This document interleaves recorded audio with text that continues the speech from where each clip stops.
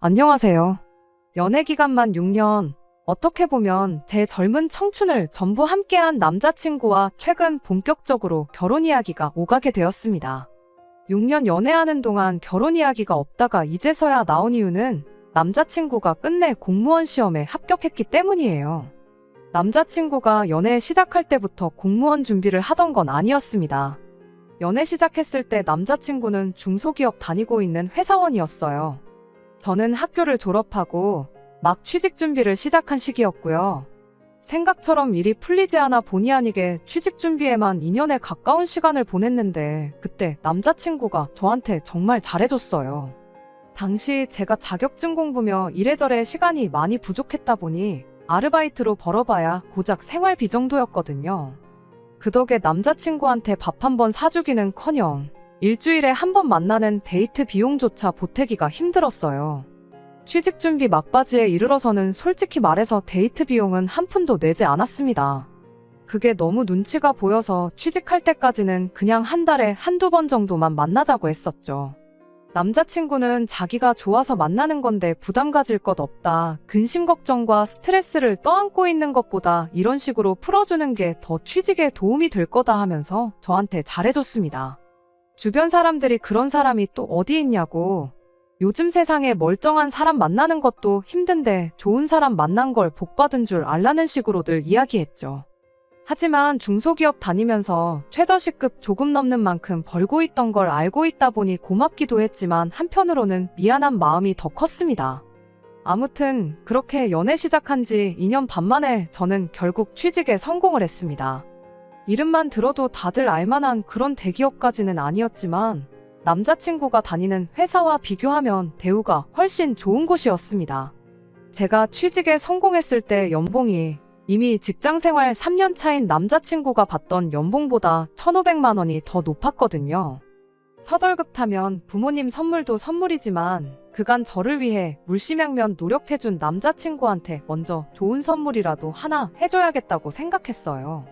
남자친구도 좋은 회사 취직된 거 축하한다며 같이 기뻐해줬는데 문제는 그 이후로 남자친구가 조금씩 변하기 시작한 데 있었습니다. 자격지심 비슷한 게 생겼거든요. 그동안 남자친구 도움을 받아왔던 것도 있고 취직 전까지 데이트하는 동안 데이트 비용 몇 번 낸 적도 없었으니까 한동안은 남자친구 데이트 비용 걱정 없이 제가 전부 낼 생각이었습니다. 그런데 오히려 남자친구가 데이트 비용을 평소보다 더 내기 시작했어요. 그나마도 취직 전에는 데이트 끝나고 나서 커피 한 잔 정도는 제가 사곤 했었는데 그때보다 몇십 배는 여유로운 지금에 와서는 제 돈으로 커피 한 잔도 못 사게 하더라고요. 이유가 뭔가 했더니 제가 좋은 회사 취직했으니 이렇게라도 하지 않으면 제가 떠날 것 같아서 그런다는 말도 안 되는 소리를 해왔습니다. 다른 것보다 어이가 없었어요. 생각지도 않은 속 터지는 소리를 하고 있었으니까요. 연애만 하고 말 거면 제 돈 한 푼 안 쓰고 자기 돈으로 다 해주겠다는데 더할 나위 없이 좋은 소리처럼 들리겠지만 남자친구한테 받은 게 많았으니 제가 좋은 회사 취직했다고 해서 당장 헤어질 계획부터 세운 적 없었거든요. 오히려 그간 받아온 거 이젠 내가 여유가 생긴 만큼 더 해줄 차례다 생각했죠. 그때 당시에는 결혼까지 생각한 적 없지만 혹시나 나중에 결혼을 할 수도 있는 거고 사람 일은 모르는 거잖아요. 그렇게 생각해보면 당장 좋은 선물 받고 내 돈 한 푼 안 쓰는 것보다 남자친구가 단돈 1,000원이라도 수중에 더 가지고 있는 게 맞다고 생각했기도 하고요. 결혼 이야기까지는 하지 않았지만 나한테 돈 안 쓴다고 해서 헤어질 생각이 있는 게 아니니 걱정 말라고 몇 번을 더 말했더니 그제서야 남자친구도 조금 정신을 차린 듯 보였어요. 그러던 중 남자친구가 난데없이 직장을 그만두었다는 사실을 말해왔습니다. 갑자기 멀쩡히 잘 다니던 회사는 왜 그만뒀느냐 물었더니 평생을 다녀봐야 저와 벌이 차이가 절대 줄어들지 않을 만큼 미래가 없는 회사라 그만뒀다는 소리를 하더라고요. 그래도 이직할 거면 회사 다니면서 준비해도 되는 거 아니었냐 따지니 이직을 하려는 게 아니라 공무원 시험을 준비하겠다고 하더군요. 공무원 벌이가 별로라고들 하지만 그건 호봉수 낮을 때나 그렇지. 알아보니까 나중 가서 연차수 쌓이고 승진하고 그러면 웬만한 중견기업 수준으로 받는다더라고 하더라고요. 거기에 수당에 공무원 복지, 잘릴 일 없이 안정적인 데다가 연금까지 생각하면 제가 다니는 직장 못지 않을 거라며 자기 결정을 존중해줬으면 좋겠다고 하대요. 그렇게 남자친구는 공무원 공부를 시작했습니다. 제가 취직 준비할 때 남자친구가 제 곁을 지켜줬으니 저 또한 기다려주는 게 당연하다 생각했지요. 시험 준비하는 남자친구 뒷바라지를 해줬다고까지 하긴 뭐하지만 적어도 남자친구가 공부하는 동안 데이트 비용은 대부분 제가 번 돈으로 내게 되었어요. 공부한다고 한 달에 두세 번 데이트하는 게 전부였다 보니 그렇게 부담스러운 수준은 아니었습니다. 남자친구도 제가 취직 준비할 때 똑같이 대부분의 데이트 비용을 부담했으니 그걸 가지고 생색을 낼 것도 없다 생각했습니다. 남자친구가 공무원 시험에 합격함에 있어서 대부분의 돈은 남자친구 부모님 주머니에서 나왔던 거였죠. 아무튼 3년 뒤 남자친구는 끝내 공무원 시험에 합격했어요. 그런데 합격하고 나서 주변 사람들한테 마치 제가 자기 뒷바라지를 해줘서 시험에 합격했다는 것처럼 이야기를 하고 다니더라고요. 빌빌거리던 지가 저 때문에 용됐다 이런 식으로 말이에요. 솔직히 공무원이 잘릴 걱정 없고 연금까지 생각하면 나쁜 건 아니지만 당장 월급이 중소기업 다닐 때 비해서 비약적으로 올라간 것도 아니고 벌이 자체는 그 나물의 그 밥인데 용됐다고 할 정도는 아니라고 생각하거든요. 그래도 연애할 때부터 항상 저한테 뭐 하나라도 더 해주고 싶어 안달이 나 있던 사람이고 제 속 한 번 썩인 적도 없던 사람이었으니 거기에 주변 사람한테 늘 제 덕분에 인생 풀렸다고 말하고 다니고 결과적으로는 당당하게 공무원 시험 합격도 한 사람이잖아요. 연애도 길게 했고 서로 나이도 나이였던지라 얼마 전부터는 결혼 이야기가 나오기 시작했습니다. 저는 남자친구의 청혼을 받아들였어요. 그간 공무원 준비한다고 당장 모아놓은 돈 하나도 없는 건 알지만 일단은 안정적인 직장을 갖게 되었다 보니 돈 문제로 결혼을 한 해 만에 할 이유는 없다고 생각했습니다. 딱 하나, 저한테만큼은 정말 저희 부모님 다음으로 잘해주는 사람이었으니 결혼하면 적어도 다른 일로 제 속을 썩힐 일은 없겠다고 생각했거든요. 그런데 정말 결혼은 일륜지 대사라는 말이 실감이 나는 게 꼭 둘이서만 좋다고 해서 결혼이 성립되는 게 아니더라고요. 남자친구를 저희 부모님께 먼저 소개시켜줬어요. 저희 부모님께서도 멀쩡히 다니던 회사 때려치고 죽어라 공부해서 공무원 시험 합격한 열정과 성실함을 높게 사셨고 연애 초반에 저한테 잘해주던 것도 알고 계셨으니 남자친구를 꽤나 마음에 들어 하셨어요. 그렇게 결혼 허락을 받았고 이번엔 제가 남자친구의 어머님께 인사를 드리러 갔습니다. 그런데 남자친구가 저를 대하는 것과는 전혀 다르게 남자친구 어머니는 아들이 공무원이 되었다는 사실 하나만으로 콧대가 잔뜩 높아져 있더군요. 남자친구 어머니가 땡전 한 푼 없는 아들 데려가 준다고 제 앞에서 벌벌 기는 걸 원한 건 아니지만 아들이 얼마나 대단한 사람이라고 장가 보내기 아까워하는 게 눈에 다 보였어요. 그러고서는 난데없이 내 아들도 나도 너 때문에 아주 요 몇 년간 안 해도 될 생고생을 했다고 하시더라고요. 다짜고짜 그게 무슨 말인가 싶었죠. 무슨 말이 하고 싶었던 건가 이야기를 들어보니 남자친구가 저와 연애 초반에 데이트 비용 대느라고 빚까지 졌다는 사실은 알고 있느냐고 말을 하더라고요. 남자친구가 회사 다니면서 만들었던 마이너스 통장이 있는데 저 때문에 자기 아들이 빚을 내가면서 데이트 비용을 내게 만들지 않았냐고 하는 거예요. 데이트 비용을 남자친구가 대부분 냈던 건 사실이지만 많아야 일주일에 한 번 보던 게 전부였는데 얼마 되도 않는 월급 받는 건 알고 있었지만 데이트할 때마다 50만 원씩 쓰고 그런 적은 한 번도 없었는데 뭔 소리를 하는 건가 싶었죠. 아무튼 남자친구가 회사를 그만두게 되면서 은행에서 퇴직 사실을 알고 마이너스 통장을 강제로 닫아버렸는데 그때 갚을 돈이 남아있었나 봅니다. 직장 그만두고 시험 공부 시작한 남자친구가 돈이 어디 있었겠어요. 그래서 결국 부모님 손을 벌리게 되었던 거고 남자친구가 공부하는 동안은 자기 돈이 아니라 100% 부모님 돈으로 공부를 했던 거더라고요.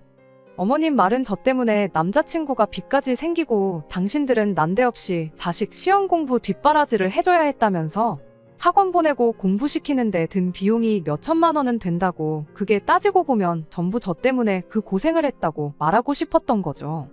데이트 비용이라고 해봐야 정말 하루에 많이 써봐야 5만 원 정도였는데 빚까지 졌으면 그건 저 때문이 아니라 남자친구가 돈 관리 똑바로 못하고 자기 쓰고 싶은데 써서 그런 게 분명할진데 왜 그 이유를 저한테서 찾는지 정말 어이가 없었습니다. 솔직히 남자친구가 공무원 돼서 제가 좋은 게 뭐가 있나요? 아들이 최저시급 겨우 받는 중소기업 다니다가 7급 공무원으로 신분 상승했으면 제가 아니라 자식 앞길 잘 풀린 부모님이 더 좋은 거 아니겠나요? 남자친구가 잘 풀린 게 저 때문이라고 생색 같은 거 내고 싶진 않았지만 따지고 보면 아들이 잘 풀린 데에는 제 덕도 조금이나마 있는 것이기도 한데, 그런데 자꾸 본전 이야기하면서 심지어 자식이 결혼할 사람이라고 처음 소개시킨 자리에서 여태까지 들인 돈이 있으니까 이제는 회수를 할 차례라고 말을 꺼내는 게 어이가 없었습니다. 그러면서 성의 표시를 얼마나 하는지 보겠다면서 남들 보는 눈 부끄럽지 않게 예단을 준비하라고 하는 거예요. 이제 막 저희 집에 결혼 허락받고 양가상견례는커녕 제가 처음 인사드리는 자리에서 저에 대한 다른 질문이 아니라 예단 얼마까지 해올 수 있느냐를 물어오는 게 맞나 싶은 생각이 들었어요. 그렇게 연애하는 동안 저 없으면 못 산다, 너에게 어울리는 사람이 되겠다 부르짖던 남자친구는 누가 봐도 어이없는 상황에서 꼼짝도 못하고 어머님이 하는 말만 듣고 눈만 멀뚱멀뚱하면서 가만히 있더라고요. 연애 초반에 남자친구가 무리했던 거 알고 그간 그렇게 해준 게 고마워서 그동안 만나면서 데이트 비용 다 제가 냈어요. 결혼 이야기 나왔을 때 당장 남자친구 모아놓은 돈 한 푼도 없는 상황인 것도 알고 있었고 그걸 가지고 문제 삼을 생각 추호도 없었습니다. 말씀드렸던 대로 사람 하나만 보자 이 생각이었어요.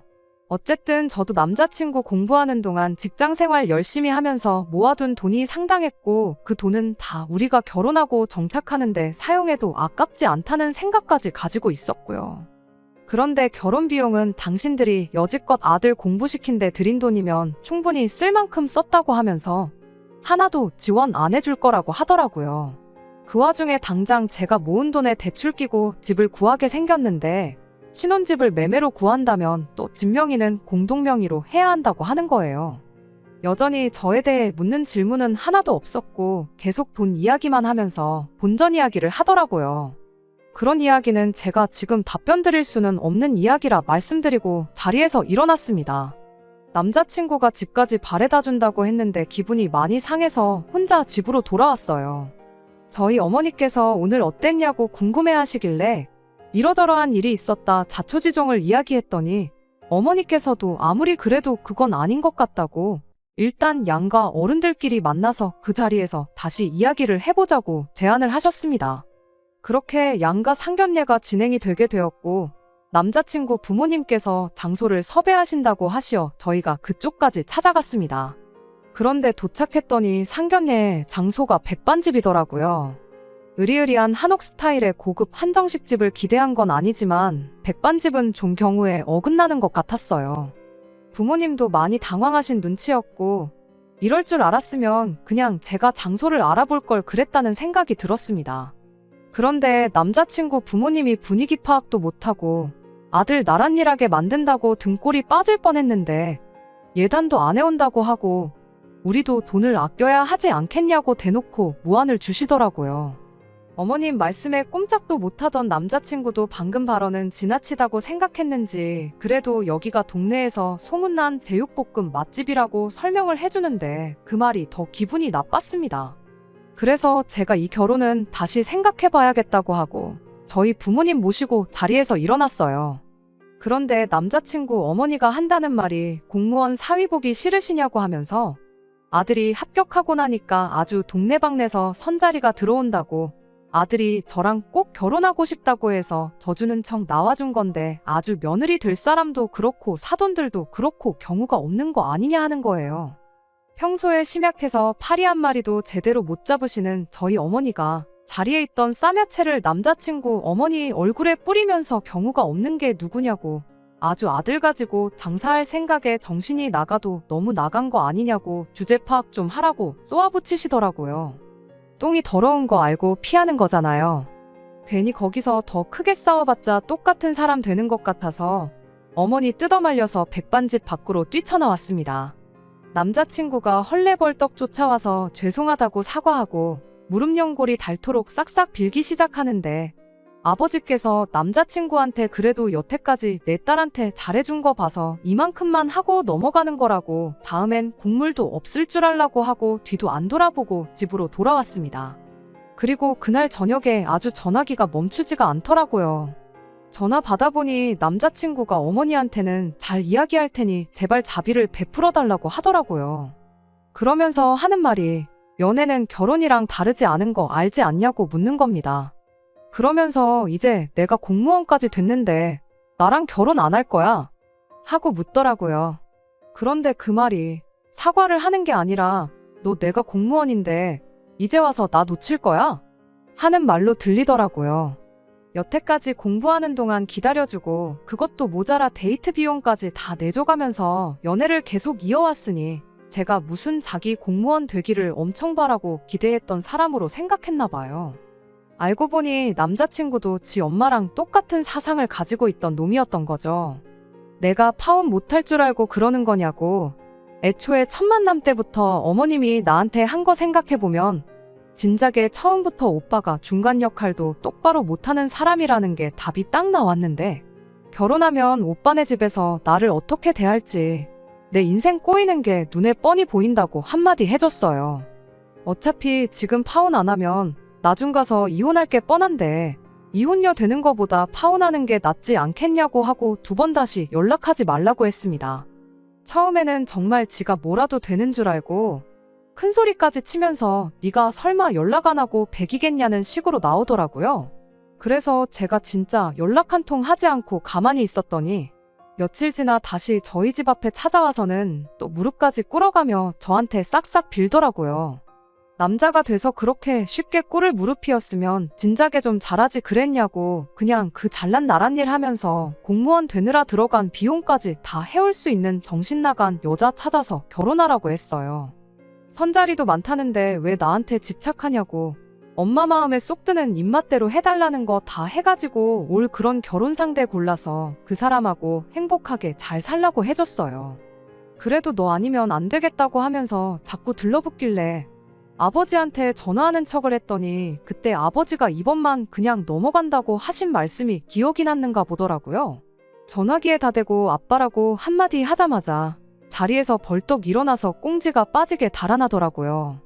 그 뒤로는 더 이상 찾아오지도 않고 그렇게 안전이별했습니다. 6년 길게 만났기 때문에 아쉬운 부분이 전혀 없는 건 아니에요. 그렇지만 지금 보여준 공무원 부심 갑질은 빙산의 일각일 뿐이라고 생각해요. 억지로 결혼해서 더러운 꼴 더 볼 바에 이렇게 빠르게 결단 내리고 헤어진 게 오히려 잘한 일이라고 생각합니다. 2번째 사연입니다. 어디서부터 이야기를 시작해야 할지 모르겠네요. 남편과 처음 연애를 시작했을 때 세상 참 좁다는 말이 괜히 있는 게 아니라는 걸 새삼 느꼈어요. 남편 핸드폰 사진첩을 보다가 낯이 익은 사람이 한 명 보이더라고요. 당시에는 남자친구였던 남편이 너 우리 누나랑 아는 사이냐고 물어봤을 때 엄청 놀랐습니다.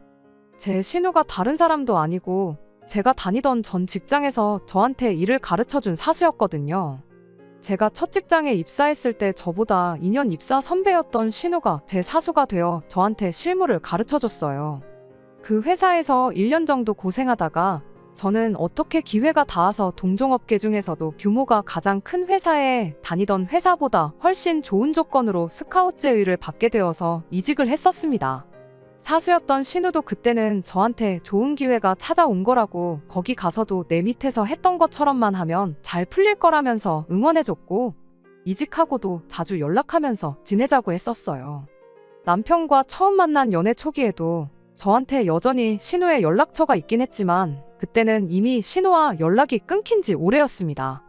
아무리 회사에서 사수 부사수 관계였다고 해도 그저 직장 동료의 관계였지 그 이상도 그 이하도 아니었거든요. 회사에서야 계속 붙어 있었지만 집에 가면 서로 뭐 하는지 모르는 그런 대면대면한 관계였어요. 그렇게 저도 이직 후에 회사에 적응하는데 정신이 없고 일도 훨씬 바빠지고 신우는 신우대로 바빴을 테니까 가끔가다 한 번씩 잘 지내냐 주고받던 안부 연락도 자연스럽게 끊어지게 되었죠. 그런데 이렇게 남자친구의 누나로 다시 만나게 되었으니 새삼 세상이 참 좁다는 말이 와닿더라고요. 남편도 어떻게 이럴 수가 있냐며 그 당시에 정말 신기해했어요. 그 사실을 알게 된 그 주 주말에 곧바로 신우랑 해서 셋이 만나는 자리를 만들게 되었습니다. 벌써 몇 년이나 지나서 다시 만나게 된 인연이다 보니 오랜만에 만나서 반갑다기보다는 어색한 기분이 더 컸어요. 그렇다 보니 신우와 재회한 첫 만남 이후로는 그렇게 셋이서 자주 만날 일은 없었습니다. 남편은 남편 나름대로 제가 신우랑 이미 서로 알던 사이라는 부분이 참 좋았나 봐요. 같이 회사를 다닐 시절에도 1년이라는 시간을 같이 보냈지만 말씀드린 대로 신우와는 직장 동료 그 이상도 그 이하도 아닌 관계였기 때문에 둘 사이에 큰 문제도 없었으니 말이죠. 아무튼 그 이후로 몇 달 지나지 않아서 남편이 제게 결혼하자고 청혼을 해왔습니다. 저의 조건이나 그런 거 하나도 보지 않고 남편이 저에게서 가장 좋게 봤던 건 자기 가족? 특히 신우와도 좋은 관계로 지낼 수 있는 사람이라는 부분이었대요. 가족 아끼고 챙기는 건 당연한 일이기에 그때는 그 말에 그렇게 크게 의미 부여를 하지 않았습니다. 결혼 준비 시작하면서 시부모님께 처음 인사를 드리러 가게 되었던 날에 기분이 그렇게 좋지만은 않았었어요. 시부모님 댁에 직접 인사를 드리러 갔으니 신우도 그 자리에 있었어요. 그런데 시어머니도 제가 신우와 직장 선후배 사이였다는 걸 미리 알고 계셨어서 그런지 시어머니가 저를 아직도 신우 부하 직원 정도로 생각하시는 것 같더라고요. 신우가 저한테 일을 잘 가르쳐준 덕분에 지금 다니는 회사에 이직해서 편하게 일을 하고 있는 것처럼 말하시는 거예요. 실무에 대해서는 신우가 저에게 인수인계를 해준 부분은 맞지만 어쨌든 저는 첫 직장 들어가기 전부터 이쪽 업계에 대해 관련 자격증 취득부터 해서 준비해온 것들이 한두 가지가 아니었고 신우한테 일 배우면서도 부단히 노력했기 때문에 이직은 순전히 저희 노력의 결실이나 마찬가지였거든요. 그런데 그걸 다 신우 덕분이라고 싸잡아서 이야기하니 기분이 썩 좋지만은 않았습니다. 하지만 또 그 자리에서 그게 아니라고 다 제가 잘나서 그렇게 된 거라는 식으로 말하기에는 겸손하지 못하다, 개구리, 올챙이적 생각 못한다. 이런 이야기가 나올 게 뻔했고 그냥 좋은 게 좋은 거라고 생각해서 대충 맞장구를 쳐줬습니다. 그런데 또 신우 부하 직원이었다고 하니까 제 급여도 지금 신우가 받는 정도 받겠거니 생각하고 별것 아닌 것처럼 생각하더라고요. 여자가 벌면 얼마나 버냐면서 결혼하고 나면 우리 아들이 회사 나가서 일하는데 신경 쓸 일 없게 일 그만두고 살림이나 하라는 식으로 우리 아들 아침밥은 꼭 챙겨 먹이라는 둥 쓸데없는 소리를 하시더라고요. 다행히 남편이 얼굴이 새빨개져서는 시어머니한테 그게 아니라고 하면서 제 연봉이 얼마인지 공개를 해줬습니다. 제가 자기보다 돈 훨씬 더 잘 번다고요. 남편 말이 반은 맞고 반은 틀린 게 저는 아무래도 남편보다 직장생활 한 경력이 훨씬 더 기니까 당장은 제가 월급이 더 많은 건 사실이에요. 하지만 앞으로 남편도 승진하고 그러면 제 벌이 따라잡는 건 시간 문제일 테고 나중 가서는 비슷해지거나 더 높아질 수도 있는 부분이었으니까요. 아무튼 제 벌이가 더 좋다는 사실을 알고서는 시어머니도 조금 민망하셨는지 우리 딸하고 똑같은 일 한다길래 비슷하게 버는가 했더니 그게 아니로구나 하면서 웃어넘기시는데 오히려 그 말이 신우를 더 민망하게 만들었던 것 같습니다. 그 이후로는 시어머니도 집에서 살림이나 해라 그런 말 쏙 들어갔고요. 결혼을 준비함에 있어서는 그렇게 어려운 일은 없었습니다. 남편은 모아놓은 돈에 시댁지원금 해서 돈 얼마를 해오기로 했고 저도 친정에서 시댁에서 그만큼 해준다는데 우리도 똑같이 해야 하지 않겠느냐 하시면서 같은 금액을 지원해 주셨어요. 그래서 어쩌다 보니 반반 결혼을 하게 되었는데 제가 모아놓은 돈이 남편이 모아놓은 돈보다 많았다 보니 그 돈은 고스란히 남게 되었습니다. 피차 둘 다 직장인이기 때문에 누구 하나가 돈 관리하기보다는 생활비 똑같이 내고 나머지는 각자 알아서 관리하자는 이야기가 나와서 그 돈은 제가 관리하게 되었네요. 진짜 문제는 결혼 후부터 시작되었습니다. 결혼 전에 실언에다가 그냥 지나쳐가듯 나온 거라 생각했던 시어머니의 말이 사실은 진심이었던 거예요. 신혼 때부터 그러신 건 아닌데 언젠가부터 저한테 네가 아무리 돈을 잘 벌고 그래도 결국 애 태어나고 하면 우리 아들이 먹여 살린다. 아들 말 들어보니 음식 하나 제대로 할 줄 아는 것도 없는 것 같은데 지금부터 회사로 출근하지 말고 시부모님 집으로 출근해서 살림하는 것부터 배워라 하시더군요. 돈 그만큼 벌었으면 충분히 번 거 아니냐. 며느리 된 도리로 시부모한테 손주를 안겨줘야 당신들 노후에 손주 돌보며 커가는 모습 보는 재미도 있지 않겠느냐 하면서요. 저는 아이가 태어나게 되더라도 일 그만둘 생각 없고 살림만 하는 전업주부가 되고 싶은 마음도 없거든요. 살림이야 저 돈 잘 벌고 남편 돈 잘 버는데 필요할 때마다 사람 써서 하면 되는 거 아니겠냐 했어요. 손주 크는 재미로 사시겠다길래 아이 태어나면 봐주실 거냐 물으니 그 말에는 대답도 못 하시더라고요. 비슷한 대화 주거니 받거니 하다가 결국 시어머니랑 한바탕 했네요. 사사건건 말대꾸하면서 대들은 거 저도 잘한 거 하나 없는 거 알지만 그렇다고 제 인생과 미래를 이렇게 해라 저렇게 해라 시모 입맛에 맞출 수도 없었으니 아무리 제가 며느리라지만 어쩔 수 없는 상황이었습니다. 남편이 중간 역할을 어느 정도 해주긴 했지만 아무래도 시어머니와 저 두 사람 사이의 문제다 보니 어느 한쪽 편을 제대로 들지 못해 잘 해결되지는 못했어요. 그래서 시댁과는 거리를 두고 지내게 되었습니다. 돈 관리 따로 한다고 하더라도 명절 때나 어버이날 같이 당연히 챙겨야 하는 날에는 저도 아끼지 않고 용돈은 보내드렸습니다. 다만 시댁의 왕래는 하지 않았어요. 좋은 일 하고 싫은 소리 듣고 싶지도 않았고 남편도 중간에서 난감해 보이니 남편만 시댁으로 가고 저는 친정으로 가고 그런 식으로 하고 있었습니다. 솔직히 중간에서 고생하는 남편한테는 미안한 말이지만 왕래 없이 지내는 그때가 오히려 저한테는 속이 편했습니다. 그렇게 반년 정도가 지나 얼마 전에 시어머니한테서 연락이 왔습니다. 긴히 나눌 이야기가 있다고 하시면서 좀 보자고 하시는데 그동안 연락은커녕 제 안부조차 묻지 않으시던 분이 난데없이 긴히 나눌 이야기라니 안 좋은 촉이 들기는 했습니다. 그래서 남편한테 혹시 시어머니가 또 일 그만두고 아이 가져라 뭐 그런 식의 이야기를 꺼내시려고 부르시는 거라면 그 자리에는 나가지 않겠다고 이야기했는데 남편은 그런 거 아니라고 한번 가보자고 하더라고요. 그걸 보니 남편은 뭔가 알고 있는 눈치였어요. 그런데 아무리 물어봐도 어머니가 직접 말씀하신다는데 내가 미리 알려줄 수는 없지 않느냐 하면서 저한테 미리 알려주지 않더라고요. 그렇게 숨기는 걸 보니 시어머니가 혹시 저한테 마음을 다시 여시려고 하는 건가 하는 기대도 살짝 들었습니다. 그런 기대를 한 제가 바보였지요. 시댁에 도착하니 공기가 무거운 게 제가 기대한 것과는 전혀 반대의 상황이 찾아올 것 같다는 느낌이 딱 들었습니다. 가장 먼저 들은 소식은 신우가 이번에 결혼을 하게 되었다는 이야기였어요. 설마 제가 시댁과 연 끊고 지낸다고 신우 결혼식에도 가지 않을까 해서 결혼식은 참석하라고 말씀하실 줄 알았는데 그게 아니더군요. 신우가 다 늦어서 가는 결혼이다 보니 남자 쪽에서 요구하는 게 많다는 말을 꺼내면서 아무래도 우리가 신우 신혼집을 해줘야겠다고 하시는 거예요. 그 말을 왜 굳이 저를 불러서 하시는지 안 좋은 촉이 자꾸 들더라고요. 대뜸 저한테 뒤로 꽁쳐놓은 돈이 얼마 정도 있다는 걸 알고 있다 듣자 하니 결혼할 당시부터 가지고 있던 돈이라는데 그 돈을 말 한마디 없이 혼자 챙겼다지 하면서 신우 집 해줄 돈이 모자라니 그 돈을 좋은 말로 할 때 내놓으라고 하는 겁니다.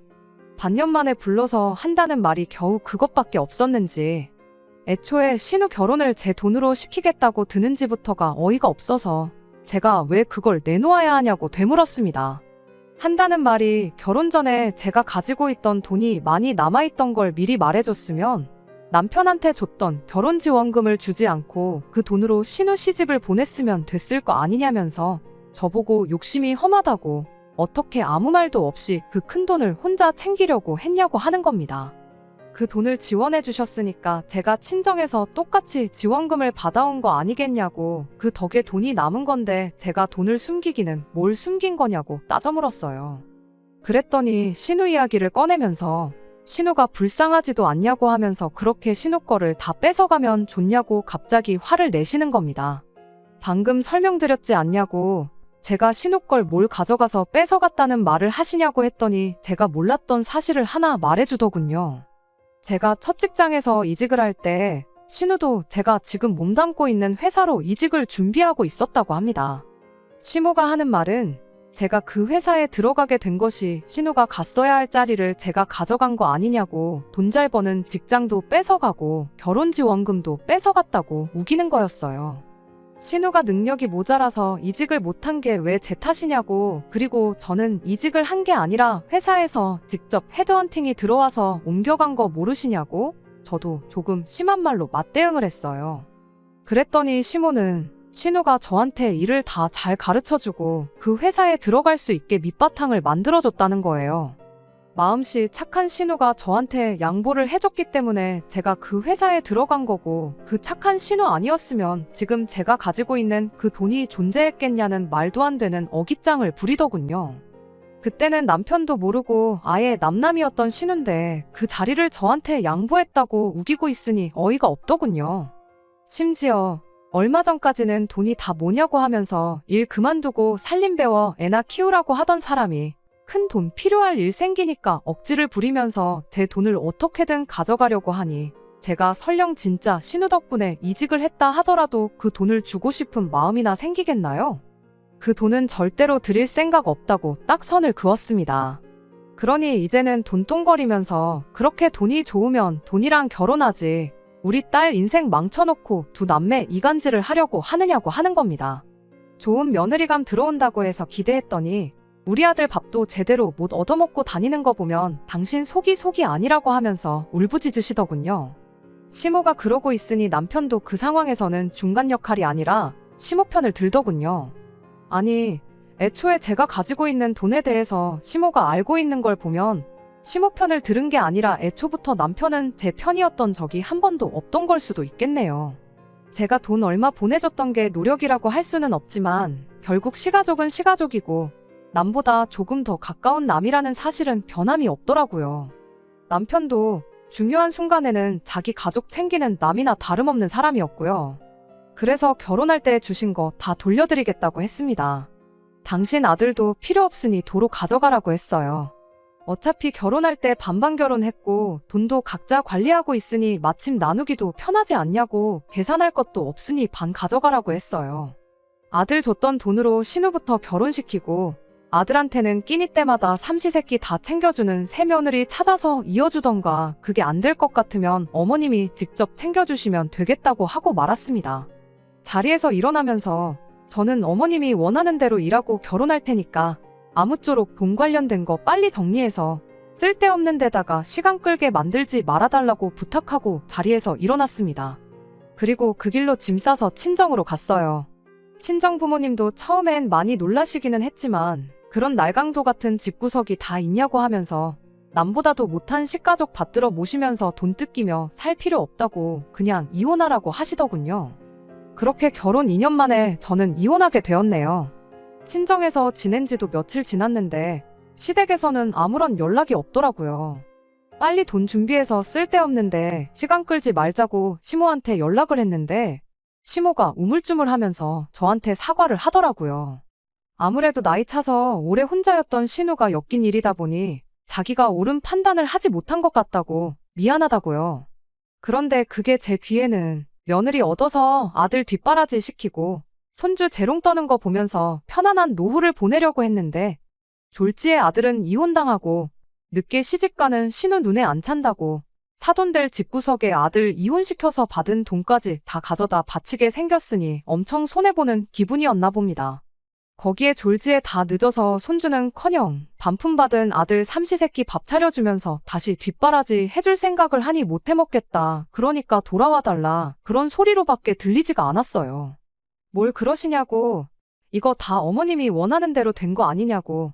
저는 제 마음 똘릴 생각 없으니까 빨리빨리 해달라고 그랬어요. 저도 제 삶이 있기 때문에 늦어진다고 느껴지면 저도 돈 아깝고 시간 아까워서 그러고 싶지는 않은데 변호사 알아보고 해야 한다고요. 위자료까지 뜯기기는 싫은지 그 뒤로부터 시모로부터는 아무 연락도 없더라고요. 그 와중에 저 몰래 시모랑 신우 책임져 주려던 남편은 제 마음 돌려보려 연락 한 통 없더라고요. 그렇게 돌려받을 거 돌려받고 2년 만에 결혼 생활 다 쫑나게 되었습니다. 제가 먼저 사과할 일도 아니었고 자기 좋을 대로만 생각하고 억지 부리는 집구석에 버티고 있어봤자 이것보다 더한 꼴만 볼 것 같아서 차라리 하루빨리 손 털고 이혼한 게 잘한 일이라고 생각합니다. 이혼의 후회는 하나도 없어요.